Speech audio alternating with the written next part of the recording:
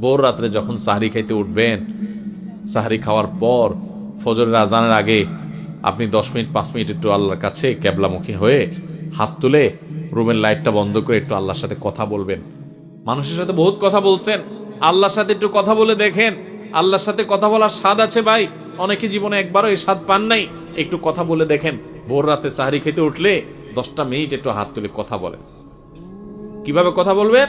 কথা বলবেন এইভাবে, ও আল্লাহ, কত গুনাহ আমি করেছি, কত পাপাচার আমি করেছি, মরতে আমার হবে, তোমার কাছে যাওয়া আমার লাগবে আল্লাহ।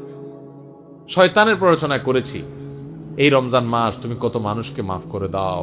নবী করিম সাল্লাল্লাহু আলাইহি ওয়াসাল্লাম বলেছেন, ওয়ালিল্লাহি উতাকাউ মিনান নার ওয়া যালিকা ফি কুল্লি লাইলা। রমজানের প্রত্যেক রাতে আল্লাহ তাআলা অনেক মানুষকে সাধারণ ক্ষমা ঘোষণা করে দেন, যে যাও অমুক অমুক অমুক অমুক, যাও তোমাদেরকে মাফ করে দেয়া হলো, জাহান্নাম থেকে মুক্ত ঘোষণা করে দেয়া হলো। আল্লাহ কত মানুষকে আপনি সাধারণ ক্ষমা করে দিবেন। আল্লাহ আপনার সাধারণ ক্ষমা পাওয়ার জন্য কোনো যোগ্যতার দরকার হয় না, আপনি চাইলে যাকে তাকে মাফ করে দিতে পারেন। দুনিয়ার প্রেসিডেন্ট প্রধানমন্ত্রী চাইলে একটা দেশের যাকে তাকে যা খুশি তা দিয়ে দিতে পারে। তাদের যদি ক্ষমতা, তারা তো মানুষ।